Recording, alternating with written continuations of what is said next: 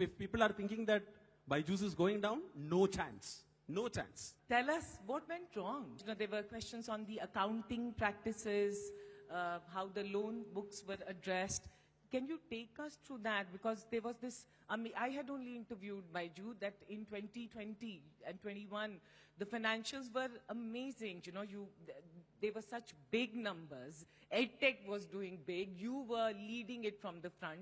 And suddenly then we hear about this. And it's like such a shocking thing that happened in the last 12 months. Tell us. Fundamentally, there is no difference in terms of we grew by almost 70% in the year, not visible in the financials because of two reasons, which I want to explain that to an audience, an intelligent audience.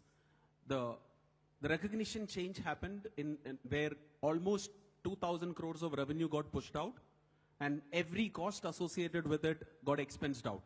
So when revenue comes down by 2,000 crore and expenses is moving up by 2,000, almost 2,000, for that part of the business we were break even. Even if you take a look at 20, you will see that we were break even for that business, the India core business. So 21 will look very bad. Please wait for 22 to come out. And there you will see that revenue will grow almost 3.5x, and expenses, like losses, will get more than halved. And you will see that growth. We just finished our best 6 months. Recognition changed, a one-time recognition change which happened was for few decisions which we took more from a compassionate point of view rather than taking a ruthless business stance. To go one level deeper rather than giving a superficial answer, one big change which we did during the start of the COVID, when all the NBFC partners and banking partners stopped financing our potential users, because that's how we have expanded access for our users by giving them an option to pay over 12 months. Because India, the segment where we make the biggest impact, they don't have a credit card. Because we are still talking about single-digit credit card percentage penetration. So financing, which unlike the media narrative of financing is a very powerful tool for all the three stakeholders involved. It helps us to expand access. It helps the partners to have a very good loan book. And it helps customers, those who can't pay upfront because they don't have a credit card or they can't pay 15,000, 30,000 upfront, they are able to pay over 12 months.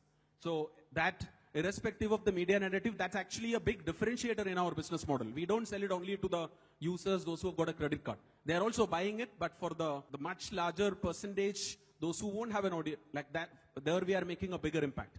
So when NBFC partners and banks stopped financing our customers, where their approval rates went down from mid-50s to low teens, we started funding from our balance sheet because we were always well capitalized. And now that's a very compassionate stance, because in a COVID year, having more and more users getting access to our product was more important. So the business grew almost 70%. It's not visible because it looked flat in the financials. But when you see the next year numbers, all of that is actually.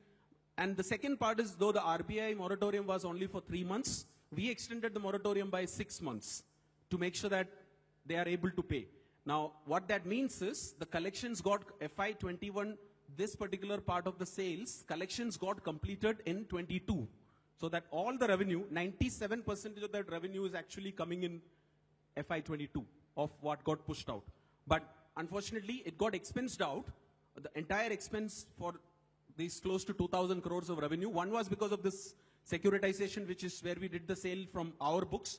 Second was because when a lot of schools were struggling to offer online classes, during that first year of COVID, we were running live classes every day. We were broadcasting live classes for all users. Even both of us used to teach during those days.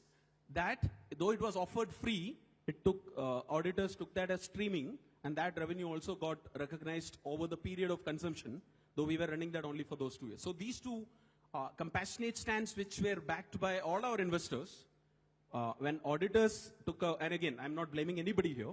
It's like, because we have not lost any of that revenue. It's coming and in 22 and part of that in 23. Wait for the 22 numbers to come out. You will see that revenue will grow by more than 3x. Expenses will be half.